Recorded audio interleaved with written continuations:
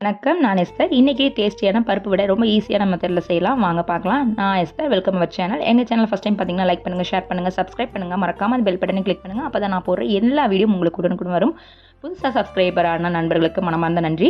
எங்களுடைய சேனலை தொடர்ந்து வாட்ச் பண்ணுங்கள். இன்றைக்கி ரொம்ப டேஸ்ட்டாக ஈஸியான மெத்தடில் நம்ம செஞ்சிடலாம். நான் அடிக்கடி சொல்லுவேன், ரொம்ப ஈஸியான விஷயங்களை மட்டும்தான் நான் செய்வேன், ரொம்ப ரிஸ்க் எடுத்துலாம் செய்ய மாட்டேன். இது பார்த்திங்கன்னா வடைப்பருப்பு அப்படின்னு கடைகளில் இருக்கும். சாதா பருப்பு நிறைய பருப்புலாம் வந்து வச்சு செஞ்சு கொடுப்பாங்க. அதில் அவ்வளோ டேஸ்ட் கிடைக்காது. பருப்பு வடை நானும் செய்கிறேன்னு நிறைய பேர் செய்வாங்க. அந்த டேஸ்ட் வந்து நம்மளுக்கு கிடைக்கிறத காட்டிலும் இந்த பருப்பில் செஞ்சிங்கன்னா கொஞ்சம் கூடுதல் டேஸ்ட் இருக்கும். இது ஒரு 2 hours ஊற வச்சிங்கனாலே போதும். ஒரு மிக்ஸி ஜாரில் எடுத்தாச்சு. ஒரு 1.5 வெங்காயம், பெரிய வெங்காயத்தை கட் பண்ணி வச்சுக்கிறேங்க. இதை பொடிப்படியாக கட் பண்ணி வச்சுக்கிறதுனால இதில் கொஞ்சம் வெங்காயம் ஆட் பண்ணி 4 வரமிளகா போட்டிருக்கேன். ஆக்சுவலி நான் 2 வரமிளகா தான் கிள்ளி போட்டிருக்கேன். உங்களுக்கு தேவைப்பட்ட 4 வரமிளகா போடுங்க. குழந்தைங்க சாப்பிட்றதுனால கொஞ்சம் காரம் கம்மியாக தான் போடுவேன். இதில் பெருஞ்சீரகம் கொஞ்சம், கருவேப்பிலை கொஞ்சம், ஒரு 2 பட்டை, லைட்டாக உப்பு, தேவைப்படுற அளவு உப்பு. அவ்வளோதாங்க மெத்தடு. ரொம்ப ரொம்ப ஈஸியாக தண்ணி இன்னும் எதுவுமே ஆட் பண்ணாமல் நல்ல ஒரு குறகுறப்பான பதத்தில், அதாவது வடையெல்லாம் சாப்பிடுவீங்களா அந்த பதத்தில் அரைச்சிட்டு நம்ம மீதி இருக்கிற வெங்காயத்தையும் போட்டு நல்லா மிக்ஸ் பண்ணி சின்ன சின்ன பாலாக போட்டு எண்ணெயில் டீப் ஃப்ரையில் ஒரு 3 minutesல போட்டு எடுத்திங்கன்னா சுவையான பருப்பு வடை ரெடி. இதை ஈவினிங் வந்து உங்கள் குடும்பத்துக்கு சர்வ் பண்ணுங்கள். டீ காஃபியோட சர்வ் பண்ணிங்கன்னா ரொம்ப ரொம்ப உங்களை பாராட்டுவாங்க.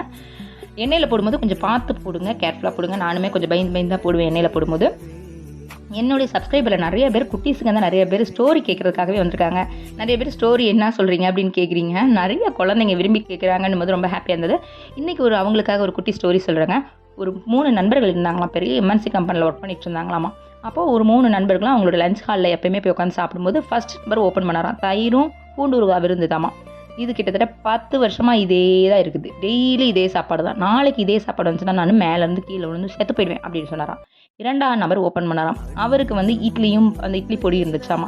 ஐயோ ராமா, இது வந்து கிட்டத்தட்ட ஒரு 20 வருஷம். அவர் ஒரு 15 வருஷம்னா இவர் ஒரு 20 வருஷம் இதே பொழப்பு தான். அதனால் நாளைக்கு எனக்கு இதே ரிப்பீட்டடாக வந்துச்சுன்னா நான் மேலேருந்து சூசைட் பண்ணிக்குவேன்னு சொன்னாராமா. 3ஆவது நபர் ஓப்பன் பண்ணாராமா.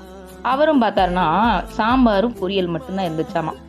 அவர் பார்த்துட்டு, ஐயோ 30 வருஷமாக நான் இதே தான் சாப்பிட்றேன், நாளைக்கு இது வந்துச்சுன்னா மேலேருந்து கீழே குளிச்சு செத்து போயிடுவேன் அப்படி சொன்னாராமா. அடுத்த நாள் காலையில் எல்லாருமே வந்து லஞ்ச் ஹாலுக்கு வேலையில் முடிச்சுட்டு லஞ்ச் ஹாலுக்கு வந்தாங்களாமா. வர இடத்துல என்ன நடந்துச்சுன்னு பார்த்தீங்கன்னா, அவங்க டிஃபன் ஓப்பன் பண்ணாங்களாம். இந்த இடத்துல பார்த்தீங்கன்னா நம்மளுக்கு பிஸ்கெட் ஆர்டர்லாம் கொஞ்சம் வந்தது. அது இல்லாமல் கொஞ்சம் பேக் பண்ணிகிட்டு இருந்தோம். அதே மாதிரி பார்த்திங்கன்னா இன்றைக்கி போய் நம்ம ஓட்டு போட்டுட்டு வந்தாச்சு. இது ஓட்டு போடுற அன்னைக்கு எடுத்த வீடியோ. ஆக்சுவலி இது ஒரு மிக்சிங் வீடியோவாகவே இருக்கட்டும் அப்படின்றக்காக போட்டேன். கடைசியில் பார்த்திங்கன்னா அடுத்த நாள் காலையில் எல்லாருமே வேலையெல்லாம் முடிச்சுட்டு லஞ்சுக்கு ஹாலுக்கு ஓப்பன் பண்ண போனாங்களாமா. அப்போ ஃபஸ்ட் நபர் ஓப்பன் பண்ணாராமா. அவருக்கு அதே ரிப்பீட்டடு தயிரும் சோறு பூண்டுருக்காக. 2ஆவதுக்கு அவருக்கு இட்லியும் இது இருந்ததான். 3ஆவது நபருக்கு ஆக்சுவலி இவங்க 3 பேர் பிளான் பண்ணாங்களாம். இதுக்கு மேலே இவளுக்கு பொண்டாட்டிங்க வந்து நம்மளுக்கு ரெகுலராக இப்படி தான் செய்கிறாளுங்க, நம்மளால் முடியாது, மேலேருந்து கீழே குச்சி சேர்த்து போயிடலாம் அப்படின்னு சொல்லி பிளான் பண்ணி மேலேருந்து கீழே குச்சாங்களாம் பூசுக்குன்ட்டு. என்ன ஆச்சுங்களா, எல்லாருமே சாகலையாம், போய் ஹாஸ்பிட்டல் அட்மிட் ஆகிட்டாங்களாம். இந்த இடத்துல நான் எதுக்கு சம்மந்தமே இல்லாமல் இந்த வீடியோ போடுறேன் அப்படின்னு பார்த்தீங்கன்னா, இது வந்து ஒரு ஒரு ஹெல்ப்ஃபுல்லாக இருக்கும் பார்த்தீங்களா. மகிழ்ஸ் லைஃப் ஸ்டைல் அப்படின்றது நம்மளுடைய சேனல். மகிழ்ஸ் அப்படின்றது வந்து மகிழ்ஸ் ஹோம் அப்படின்றது வந்து இங்கே ஒரு ப்ராஜெக்ட் போயிட்டுருக்குது கோயம்புத்தூரில். ஆக்சுவலி விக்டோரியோட ஹஸ்பண்ட் வந்து ஒரு சிவில் இன்ஜினியர். அவர் வந்து நம்ம நிறைய ப்ராஜெக்ட் வந்து கோயம்புத்தூரில் பண்ணிகிட்ருக்காரு. சேலம் தான் அவரோட மெயின். இதில் வந்து சின்ன சின்ன பில்டிங்ன்றதை காட்டிலும் பெரிய பெரிய பில்டிங்லாம் நம்ம பண்ணிட்டு தான் இருக்கிறோம். இதில் வந்து டிடிசி அப்ரூவான ஏரியா. இந்த ஏரியா எது காமிக்கிறேன்னா ஃபுல்லாக வீடுங்க இருக்குதுங்க, தண்ணி வசதி, கரண்ட் வசதி எல்லாமே இருக்கும். இதில் வந்து 2 BHK வந்து போயிட்டுருக்குது நம்மளுடைய ப்ராஜெக்ட்டு. இதில் கண்டிப்பாக உங்களுக்கு வீடு வேணும் அப்படின்றவங்க வந்து கண்டிப்பாக காண்டாக்ட் பண்ணுங்கள். உங்களுக்கு யூஸ்ஃபுல்லாக இருக்கும். மெசேஜ் பண்ணுங்கள். இந்த இடத்துல 3 பேருமே என்ன பண்ணாங்க, ஹாஸ்பிட்டல் அட்மிட் பண்ணாங்களா. அடிச்சு பிடிச்சி ஓடி வந்தாங்களா அவங்க ஒய்ஃப்லாம். பார்த்துட்டு ஃபஸ்ட்டு தயிர் சாதம் கொடுத்தாங்க பார்த்தீங்களா, அவங்க ஒய்ஃப் அழுதாங்களா. இந்த ஆளுக்கு வந்து பிடிக்கலன்னு சொல்லியிருந்தா நான் வந்து செஞ்சே கொடுத்துருக்க மாட்டேனே அப்படின்னு சொன்னாங்களாம். 2ஆவது ஒய்ஃப் அழுதாங்களாம்மா. இவருக்கு பிடிக்குமேன்னு சொல்லி தானேங்க நான் செஞ்சேன். இவங்க 2 பேருமே 3 பேருமே அறிவில்லாதவங்க. 3 பேருமே வந்து அவங்களுக்கு பிடிக்காட்டி மாற்றி சாப்பிட்ருக்கலாம்ல அப்படின்னு சொல்லி அழுதாங்களாம்மா.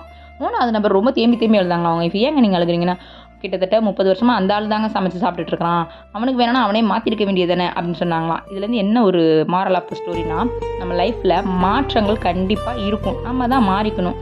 நம்ம அடுத்தவங்க மாறுவாங்கன்னு நினைக்கக்கூடாது. நம்ம மாறிட்டு போய்